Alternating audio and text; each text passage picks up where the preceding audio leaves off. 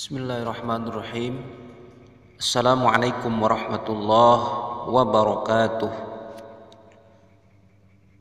Alhamdulillahi rabbil alamin.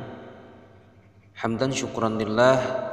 Wassalatu wassalamu ala rasulillah wa ala alihi wa sahbihi wa mawalah. La hawla wa la quwwata illa billah. Amma ba'du.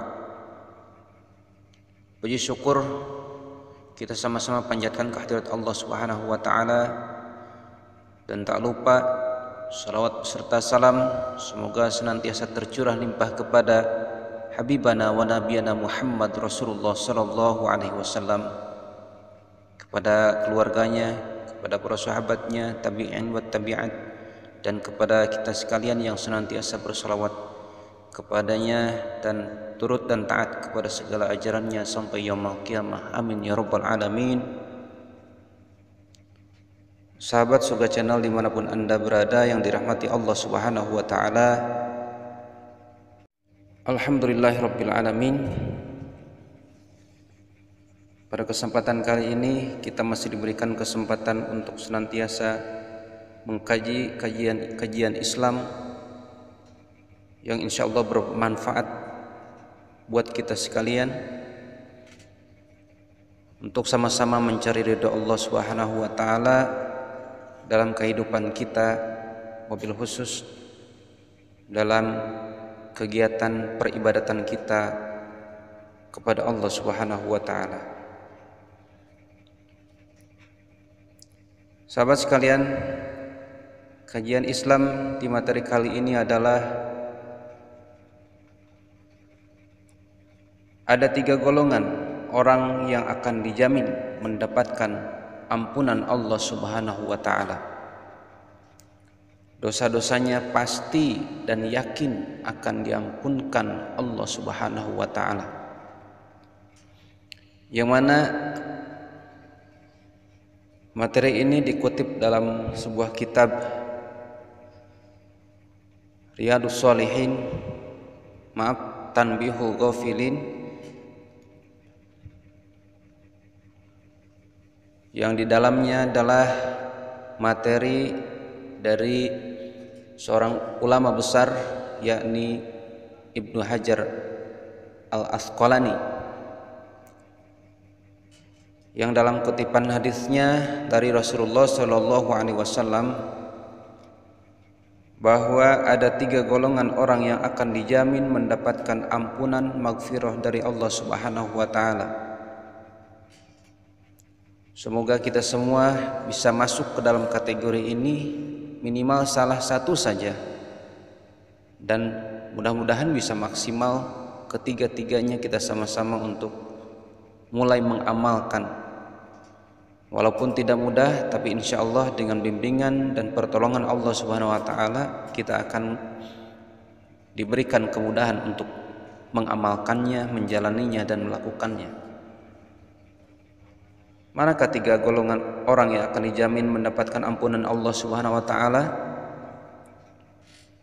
Yang pertama adalah isbaghul wudu 'alal makarih.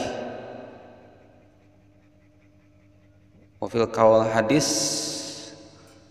yang lain, isbaghul wudu 'alal sabarat, menyempurnakan wudu ketika udara dingin, dalam artian malam hari kita bisa bangun kemudian wudu, sementara di waktu itu orang lain pada tidur nyenyak, kita bangun kemudian wudu. Walaupun dalam keadaan sangat dingin yang sangat menyayat, tetapi kita memaksakan untuk berwudu. Nah, dengan wudunya ketika malam hari, sepertiga malam, dengan wudu tersebut kita akan mendapatkan ampunan Allah Subhanahu wa ta'ala. Ya Allah, apalagi itu dengan wudunya saja, apalagi dengan sholatnya. 2 rakaat, apakah tahajudkah, apakah syukrul wudukah, apakah taubatkah, apakah hajatkah, kita lakukan semampu kita.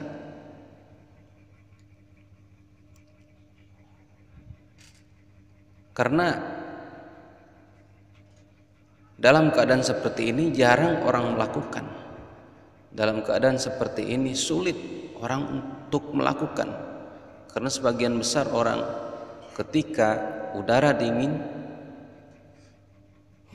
mereka bukan mengambil air wudhu, tapi mengambil selimut yang sangat tebal.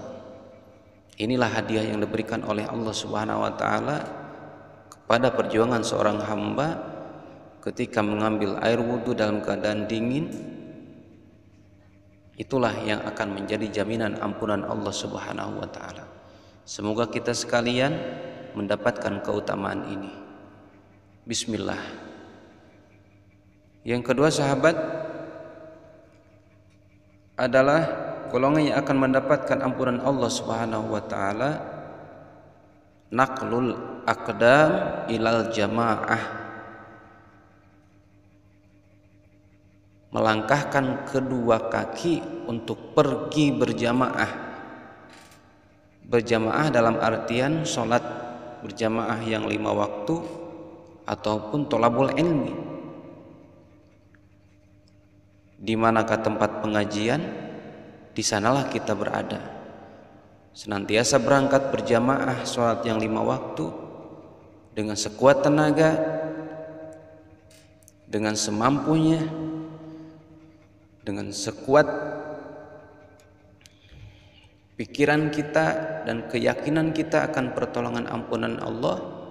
Juga kita melangkahkan kaki untuk senantiasa tholabul ilmi, mencari ilmu dimanapun sumber ilmu itu ada, tempat pengajian, tabligh akbar, ceramah-ceramah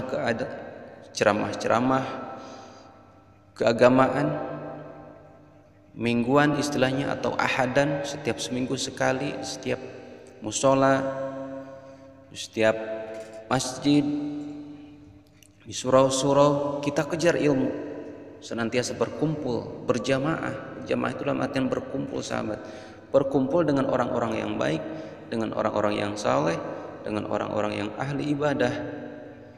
Dengan perkumpulan tersebut, hikmahnya kita akan diampuni oleh Allah Subhanahu wa taala, dijamin ampunan Allah Subhanahu wa taala, karena kita memaksakan diri untuk masuk ke dalam kategori golongan jamaah, berjamaah sholat yang 5 waktu, berjamaah ikut pengajian-pengajian taklim dan tholabul ilmi dan lain sebagainya. Semoga kita yang kedua kategori ini juga senantiasa untuk memaksakan diri untuk senantiasa berjamaah, melangkahkan kedua kaki untuk berjamaah. Yang ketiga, golongan orang yang akan mendapatkan ampunan Allah Subhanahu wa taala adalah intidharus shalah ba'da shalah, menunggu waktu sholat setelah sholat. Apa sih maksudnya? Ketika kita selesai melaksanakan sholat, kita menunggu waktu datang sholat yang berikutnya. Contoh, kita melakukan sholat maghrib berjamaah, menunggu waktu isya, kita i'tikaf di masjid ataupun di rumah tanpa batal, dengan diisi di sela waktu tersebut antara maghrib ke isya, diisi dengan zikir, baca Quran, ya, membaca tahlil, tahmid, takdis, membaca sholawat. Maka dengan kegiatan-kegiatan tersebut tak terasa azan isya pun berkumandang dan kita kemudian melakukan sholat berjamaah isya, nyambung maghrib ke isya. Dari maghrib, setelah sholat maghrib kemudian dilanjutkan tanpa batal wudhu dengan kegiatan-kegiatan yang bermanfaat, yang baik, menunggu isya. Kemudian zuhur, menunggu waktu asar, diisi dengan kegiatan yang baik sampai waktu asar. Asar, menunggu waktu maghrib, diisi dengan kegiatan-kegiatan yang baik sampai adzan maghrib berkumandang, dan seterusnya. Itulah 3 golongan orang yang akan dijamin mendapatkan ampunan Allah Subhanahu wa taala. Yang pertama, orang yang berwudu ketika dalam keadaan dingin. Yang kedua, senantiasa melangkahkan kaki untuk berjamaah. Yang ketiga, senantiasa menunggu waktu sholat setelah sholat. Semoga kita semua mendapatkan bimbingan, pertolongan dan kekuatan dari Allah Subhanahu wa taala untuk mengamalkan 3 amalan ini. Dengan melakukan 3 amalan ini, besar harapan semoga Allah Subhanahu wa taala memastikan kita untuk mendapatkan ampunan dan ridha Allah Subhanahu wa taala. Sekian dan terima kasih, semoga bermanfaat. Wassalamualaikum warahmatullahi wabarakatuh.